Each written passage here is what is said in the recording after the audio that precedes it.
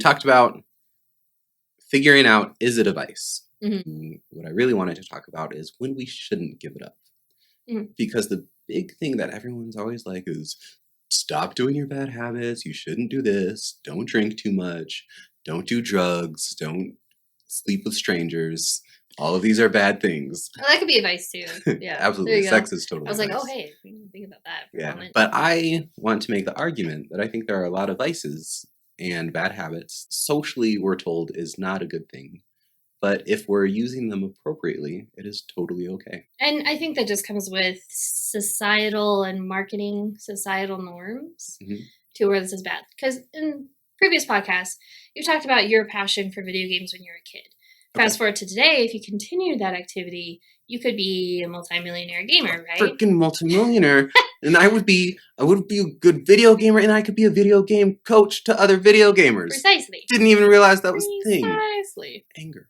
But I had parents, right? Or I could just be really good at more computer stuff. But I had parents that took away my computer access because it was my punishment. Because it didn't fit the societal norms that they thought was correct for you. At that time, right. Exactly. And so this is parents with kids and devices, right? Same kind of concepts. Yeah. Or overuse of devices and lack of being out and about playing in gardens or whatever, right? Yeah. So there's a lack of real world, virtual world. It's either you have to have one or the other. And there's not this like helping your kids identify what are the vices and when should you get rid of or keep. Yeah. Right? Is it a vice or is it a passion? I think that's really key. And I feel like this translates to everybody, but let's use the example of the parent. How often are they really checking in with their kids? Okay. Because my mom, she did try, but there came a point where she couldn't because she had to survive day to day with what she had to do. Okay. And if she dived into my things, it would make her feel like she was the worst mother in the world. And she's like, I got to make sure I can take care of all of this. That is not going to help me take care of all of this, right? So she was doing the things the best of her ability to make sure that we had rent paid, that we were able to have food on the table, and she could just make sure I survived. Like she's still breathing and she's been fed. Yeah. That's all we need, right? So, there's survival that comes into this too. Maslow's hierarchy there. She was meeting your basic needs. Exactly. And sometimes that's going to happen. But again, it's that awareness piece. If I had known how I felt, if I had been trained in a way of identifying those things and knowing what's going on with me rather than just being able to adapt what's going on around me so that I could survive. Yeah. Right. That's where I feel like the vices can come in, because vices can also be societal norms as we're getting to that point. Okay. Too much video games is bad for you. That's a societal norm that's been created. Right. So societal norms of you go to school, you go get your degree, you go get a job, you work for 70 years, we retire. That's a vice. Yeah, I agree. For not everybody, but for a lot of people. Okay. Right? I feel like our millennial generation can really feel into that piece. And I feel like a lot of the older Gen Zs especially are really feeling into that now. Absolutely. They're like, wait, I did exactly what the millennials did. And they were struggling, but I knew I wasn't going to struggle because my parents said, you won't struggle like the millennials because you aren't entitled. They say, is that the thing? They do. I mean, hilarious. Not everybody, obviously, but it's definitely a popularized statement. You're not entitled, so you'll do just fine. Interesting. Okay. So there's these... That makes sense to me, but yeah. There's these societal stigmas. Don't be like the millennials, right? Don't be like the boomers. Don't be like the Gen Z, right? There's pieces of every generation. There's pieces of every gender. There's pieces of every demographic and ethnicity that has things that can really serve greatly amongst the masses. Okay. But because of societal norms, and this can get into so many different things like BLM, gender rights, and equal pay, it can get into so much of that, where vices on societal norms inhibit someone to continue to stay into the vice. Okay, I like it. So how do you identify what is a societal vice and what is a conditioned vice and what is an addictive vice? I feel like there's different vices that come from different places. Okay, that's a good question. How do you identify where the vice is coming from? I feel like that's key. And having no judgment on it, just being aware, right? Okay, so again, it comes back to that self-awareness. Is this action something that I want to do? Or is it something I've been conditioned to do? Or is it something I'm just used to doing? And I think that's a really hard conversation, especially when it's something like, I've been paying these taxes because I'm told to pay these taxes. Well, even though, no, hold on. Even though paid, I'm 100% against where all of these dollars are being spent by my government, because I'm told to pay this, even though I'm morally against this situation, because I've been conditioned to do it, I'm going to do it anyways, and I'm not going to complain. I think that is, there's a lot of things in our world that if we just stepped back and asked ourselves that question, am I doing this because I believe in it? Am I doing this because I think it's right? Am I doing this because it's something that I want to move my life in that direction towards? Or am I doing it because I've either been told to, because we're set, like me, again, for drinking, it was socially acceptable to day drink. All during COVID, 2020. Yeah. I was like, hey, this is hilarious and fun. That's great, right? But was I doing it because I wanted to do it? Or because I was feeling the need to be dependent on something and society just said it was okay? Right. Right? Yeah. I was listening to a podcast with impact theory actually yesterday. Listened to a few yesterday. Okay. With Tim Bailu. I might be saying that wrong. But he was interviewing, again, I might get this wrong, Sadhguru from India. Okay. He's got a huge following and YouTube channel. He's like one of the top most influencers in India with 1 billion people. Yeah. So he's kind of a big deal. Okay. He's kind of a spiritual leader in some ways, but more or less, I would say he's very much of just someone who helps cultivate opening your mind. Okay.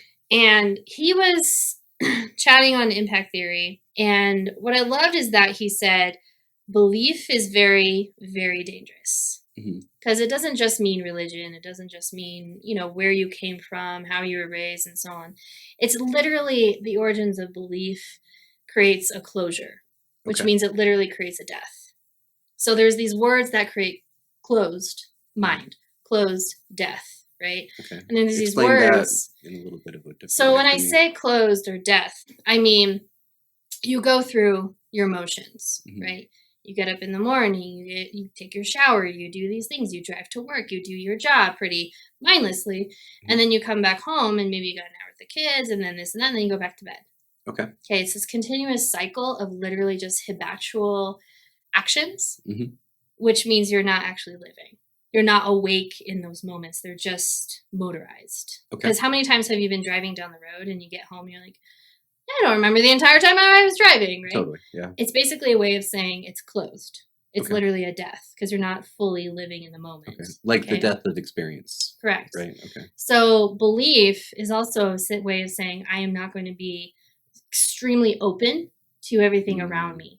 I am closed on my belief, and that is what I believe, right? Yeah. Even if you have bouts of being open, right? But you will be closed on that belief. So it's literally a death within yourself. Yeah, so having that belief is your belief, no matter what logic is put into it, right? Yeah. So people who believe in evolution, people who believe in creation, people who believe in Christianity, Islam, or atheists, doesn't matter. Yeah. Nothing is going to impede your belief until you are open to possibility. Yeah. Right. So openness is life. Right. Right. So these vices is literally a type of death.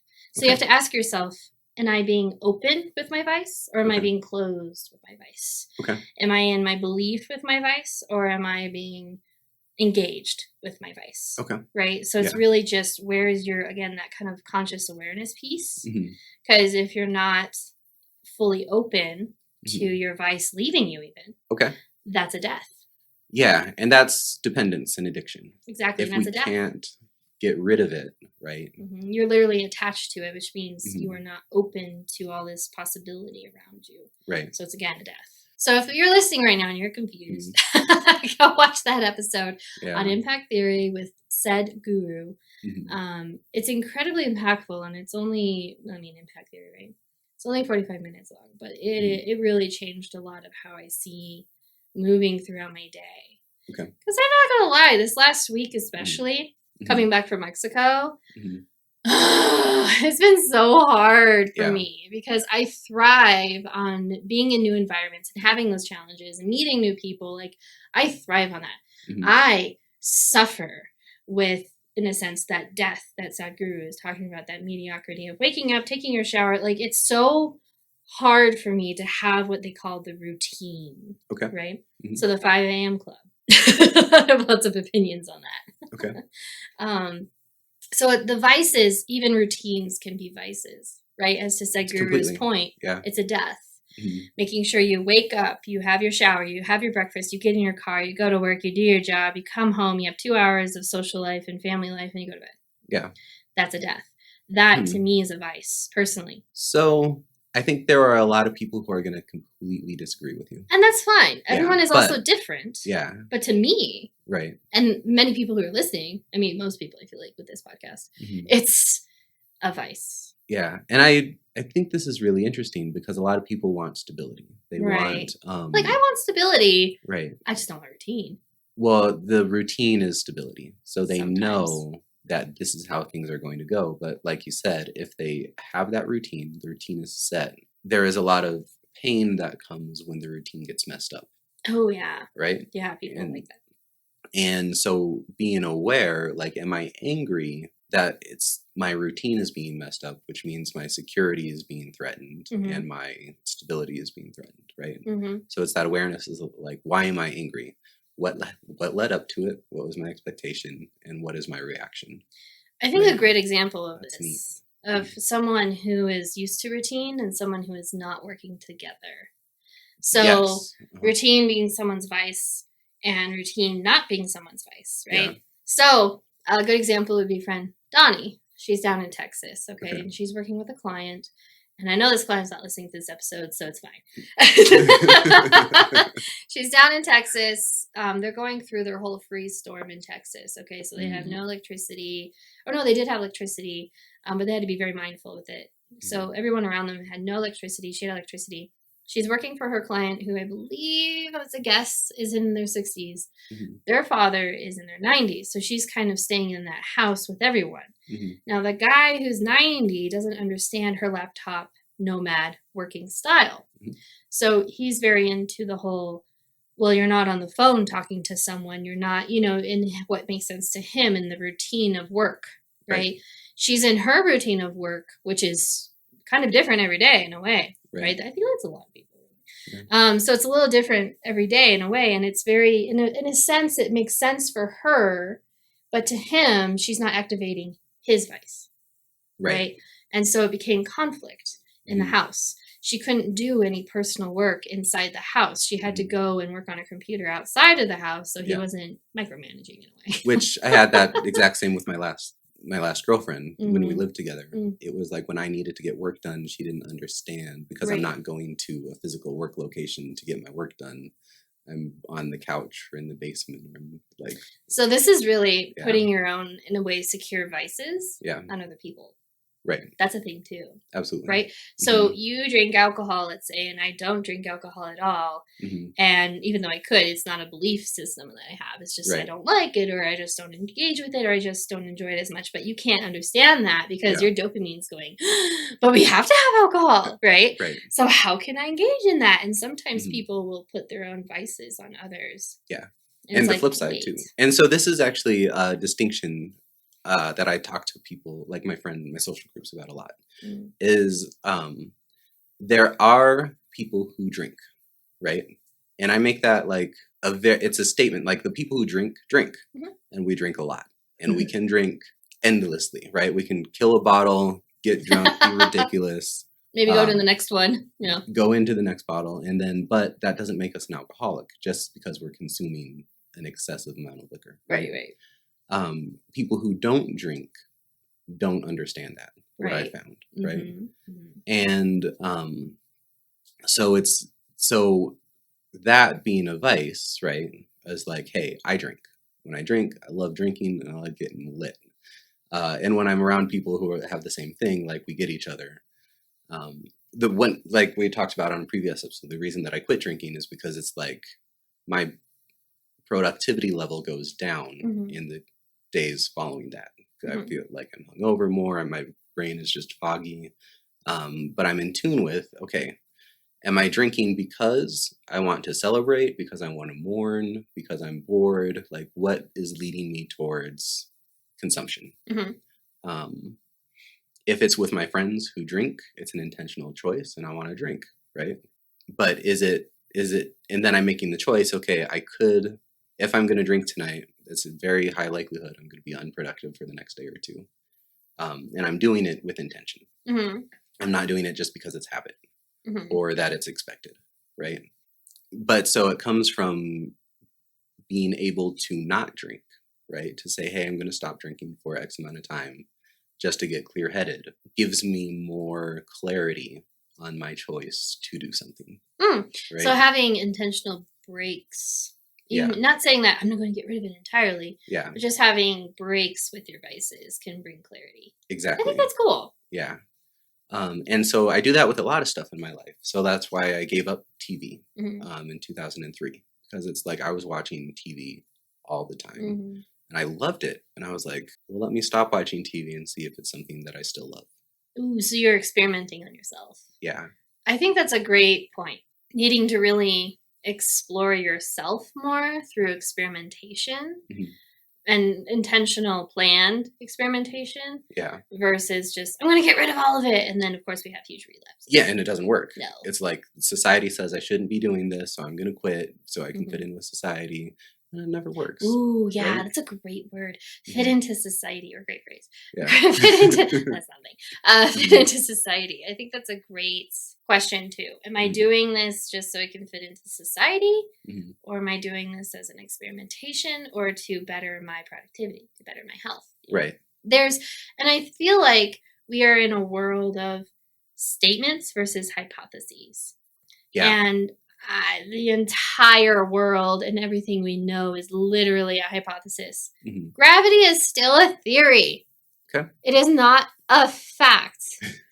Okay. That one won't go over well. I know. It's true. But it's, I mean, we all know it's there. Right. We just don't know how it works. That's why it's a theory and not necessarily a fact, right? Yeah. Like my sky is blue and you identify that as blue, but is it truly the same actual color? Right. And that's because your eyes are different from mine, the thing about science that's missed is that that's all theories. But we always look at the world through facts of even myself, right? And beliefs. So that's the death.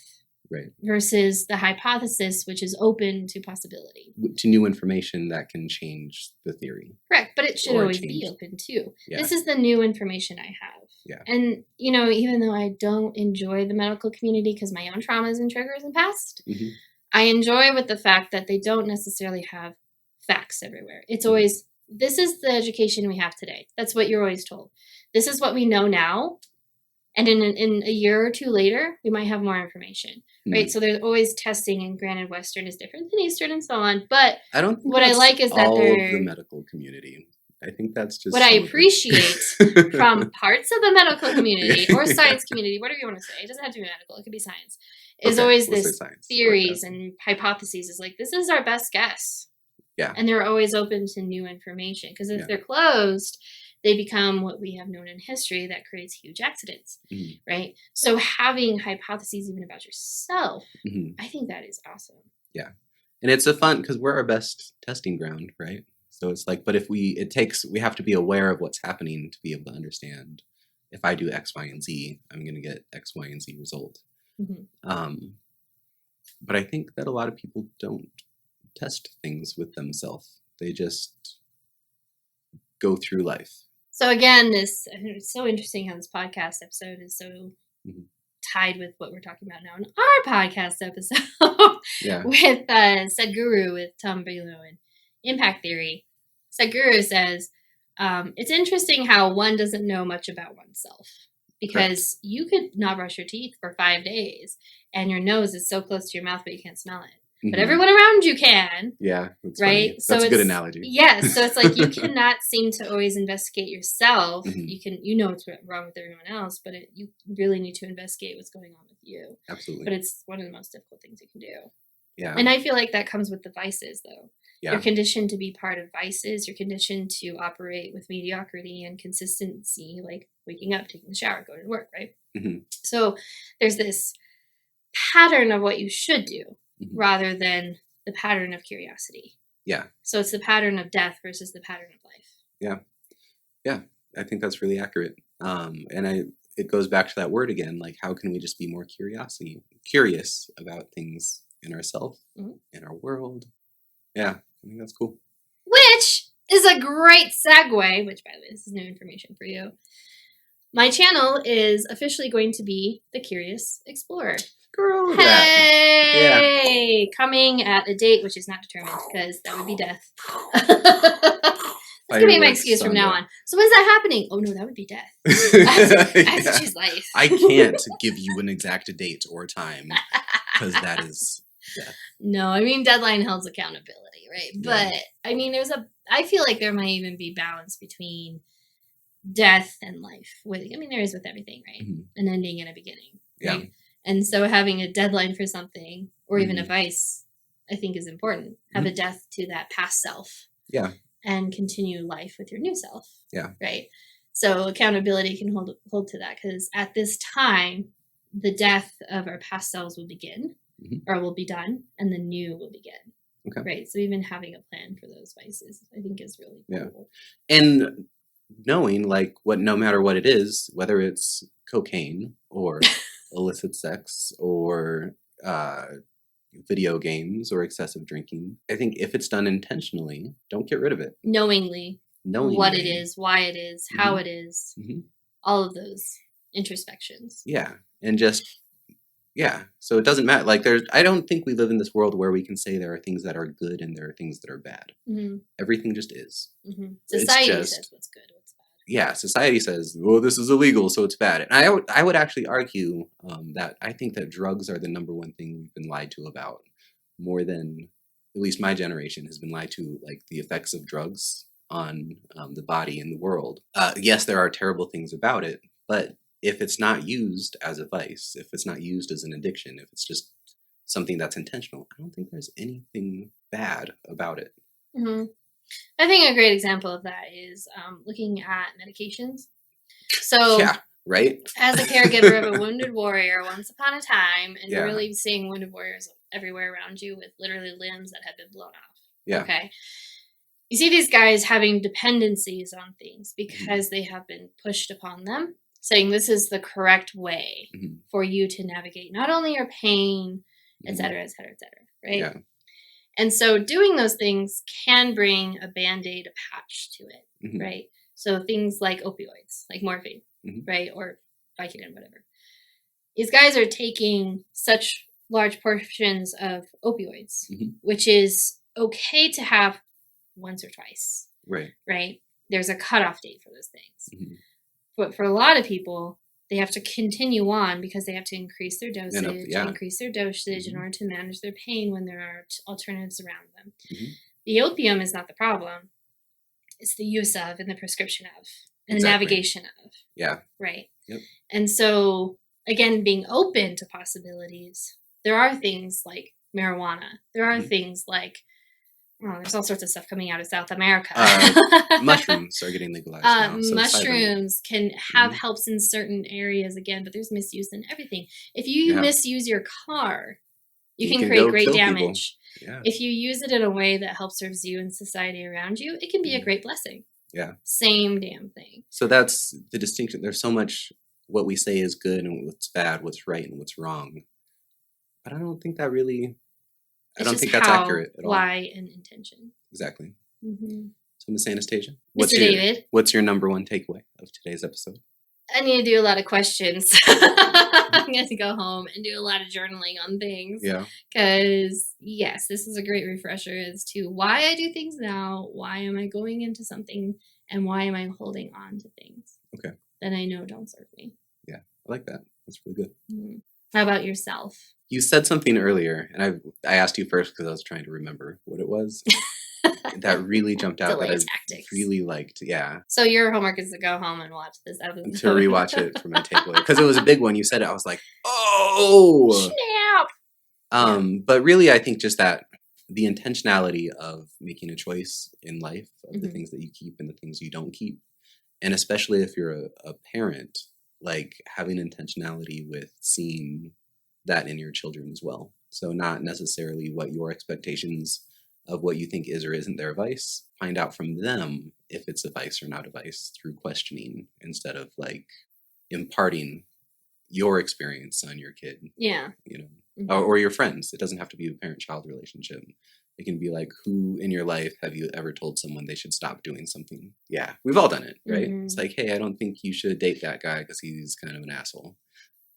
Or, hey, I don't think you should take that job because working full-time is for the suckers. That was directed towards me. I took a part-time job and David is not happy about it because that's your But that's space. me. That's all me. Yeah, you know? absolutely. And I know that. I realize that. Now. Cool. Right. So everyone who's listening, think about what your takeaway is from our episode. Meantime, you can like, subscribe, and share this episode wherever you're listening and watching it to a friend or even to yourself to watch later again. Because I think this was a great episode, actually. Or share it with an enemy. Or share it with an enemy. Do that. Share it with your micromanaging boss. Yeah. Please do. With the note of, you want to watch this. Yeah. It's hilarious. Yeah. Like That's that. awesome. Well, thanks for listening and watching our episode. And we'll see you guys soon. Yeah. And you are my favorite person. It's been so long since we've done an episode, I forgot. Thank you for listening to another episode of I Don't Know What the Fuck I'm Doing podcast. We can't do this without you, and to reward you for your support, we would like to invite you to something unique. Go to beacons.ai/IDKWTF POD to schedule a complimentary 15-minute phone call with one of us. You can also find the link in the description.